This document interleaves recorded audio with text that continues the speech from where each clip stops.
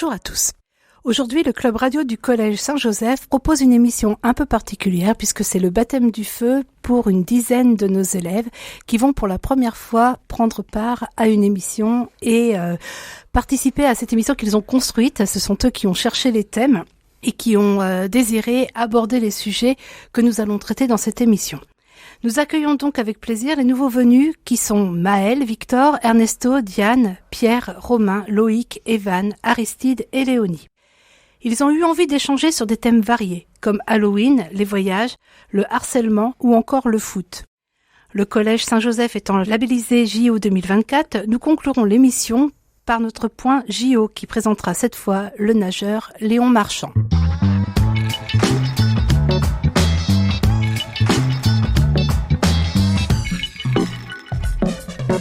Commençons donc cette émission en abordant le grave sujet du harcèlement. Nous enregistrons le 9 novembre, journée nationale de la lutte contre le harcèlement scolaire.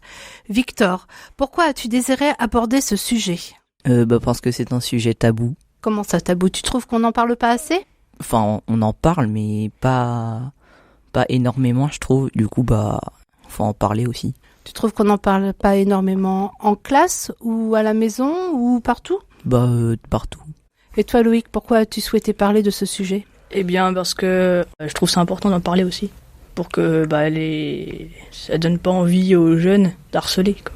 Et peut-être aussi pour que ça encourage les victimes à se manifester. Oui. Donc ce matin, les élèves de Saint-Jo ont vécu un temps fort autour de ce thème.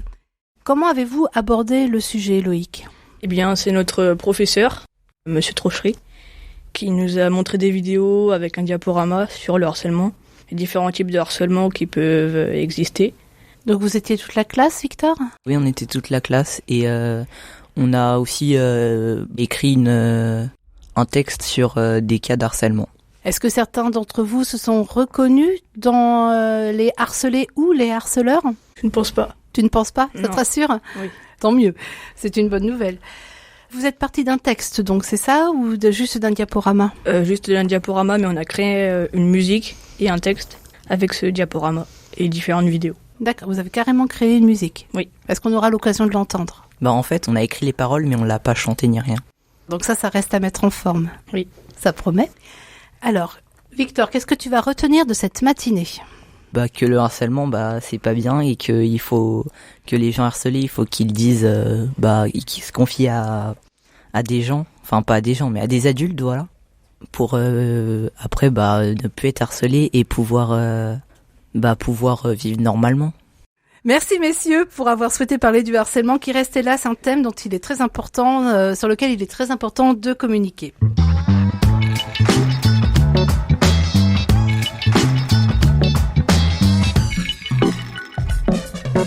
Enchaîner après un tel sujet est difficile, alors autant changer radicalement et parler des voyages. Léonie et Diane, vous avez souhaité partager avec nous votre intérêt pour les voyages. Qu'est-ce qui vous plaît autant dans ce sujet ? Diane ? Voyager, c'est un peu comme partir à l'aventure, on ne sait jamais ce qui nous attend, on voit jamais deux fois la même chose. Et toi Léonie ?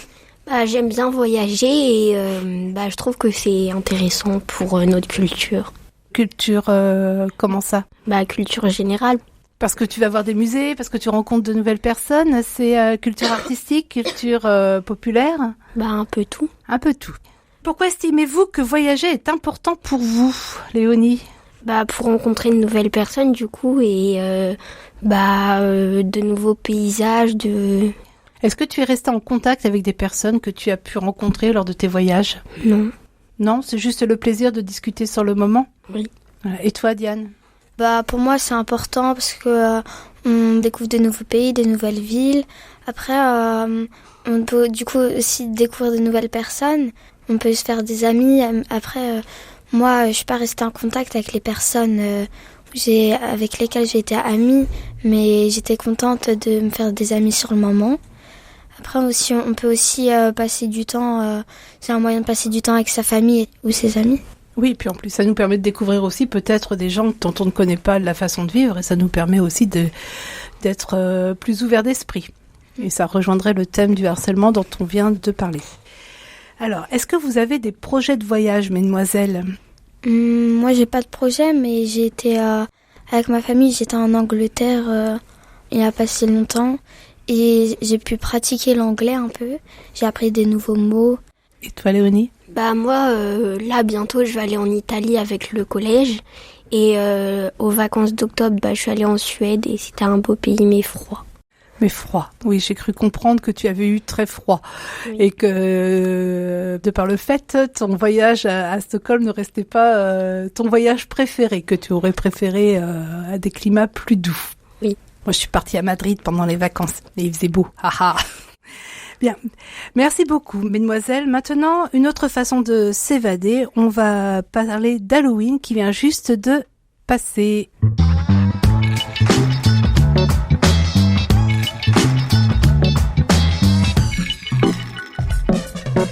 Halloween vient juste de passer, et si les bonbons qui accompagnent la fête ne vous déplaisent pas, vous avez cependant, Evan et Aristide, préféré parler des films qui accompagnent cette période. Pourquoi ce choix, Evan?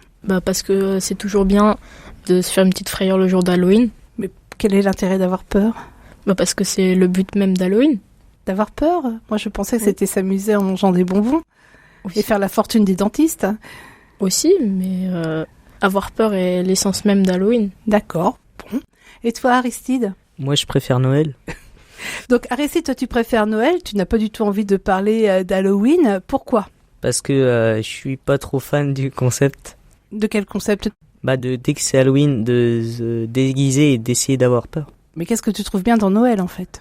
Les cadeaux. D'accord. Donc, plutôt que les bonbons, tu préfères les cadeaux. Très bien. Alors, Evan, quel film tu nous recommanderais pour frissonner? Moi, je recommanderais ça. Alors ça, il faut préciser que c'est le titre d'un film, une adaptation d'un livre de Stephen King, donc qui est le grand maître des thrillers. Quoi d'autre? Sinon, on pourrait avoir Annabelle. C'est une poupée tueuse, ça, Annabelle, non? Oui, c'est un peu ça. D'accord. Tu as l'âge de regarder ces films-là, toi? Non. Et pourquoi les regardes-tu? Parce que c'est toujours bien pour Halloween de se regarder un petit film d'horreur. Tu ne regardes qu'à Halloween? Oui, sinon le reste du temps, je suis pas trop film d'horreur. Ça veut dire que les films que tu viens de me citer, là, tu les as vus tous pour le soir d'Halloween? Souvent je regarde un à Halloween, mais c'est pas tout le temps. Très bien, merci messieurs. Je vous trouve quand même un peu jeune pour regarder des films d'Halloween. Et puis quand même, Noël, c'est autre chose que les cadeaux, Aristide, voyons. En tout cas, moi, pour les films d'horreur, je passe mon tour. Rien ne vaut Le Seigneur des Anneaux de toute façon. Ou rien ne vaut le foot si je regarde mes autres invités du moment, Ernesto, Romain et Pierre. Alors, quel est l'événement dont vous souhaitiez nous parler, Romain? C'était l'Euro 2024.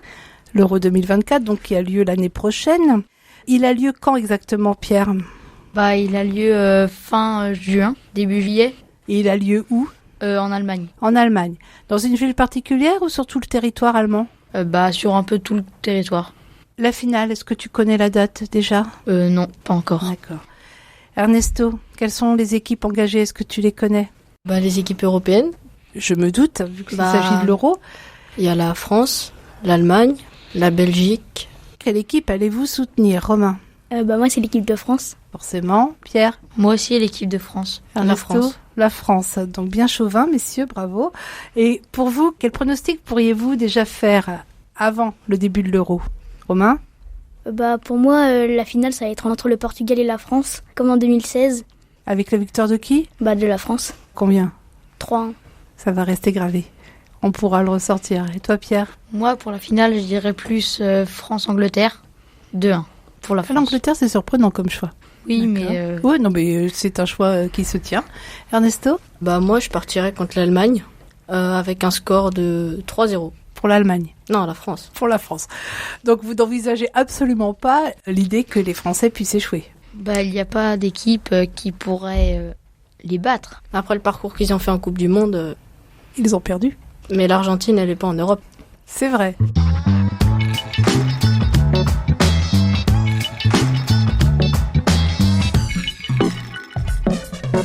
On va rester dans le domaine du sport pour présenter dans notre point JO un jeune prodige français de la natation, Léon Marchand. Bonjour Maëlle, tu as choisi de nous parler de la natation et du nageur français Léon Marchand. Peux-tu nous le présenter? Léon Marchand, c'est un nageur français du coup, qui a fait un beau parcours en Coupe du Monde cette année et qui, je pense... Qu'appelles-tu un beau parcours? Bah, il a été champion du monde sur beaucoup de nages. C'est-à-dire, quelle est sa spécialité? Bah, le 4 nages. Donc, bah là, du coup, en l'occurrence, il avait fait 404 nages et 204 nages. Et je crois que c'est tout. Il participe pas au relais? Non, il avait pas fait les relais parce que, bah, voilà, il voulait pas les faire. Enfin, ou je sais pas, mais il avait pas fait. C'est pas un nageur de courte distance. C'est pas Florian Madoudou qui explose tout en 50 mètres. Il va plus sur la... Ouais, c'est ça. Puis, c'est surtout que sur le 4 nages, et ben, vu que c'est les 4 nages, et que sur un bassin olympique, c'est 50 mètres, et ben, on peut pas faire... parce que sur les bassins de 25 mètres, on peut faire un 104 nages aussi. Mais là, on peut pas, parce qu'il n'y a pas les bassins de 25 mètres. Oui, c'est difficile de changer de nage au milieu de la longueur. Oui. J'imagine bien. Et donc, pourquoi est-ce qu'il a créé la surprise? Pourquoi est-ce qu'on parle de prodige en parlant de Léon Marchand? Bah, parce qu'il explose tous les records du monde de Michael Phelps, qui était avant le meilleur nageur du monde.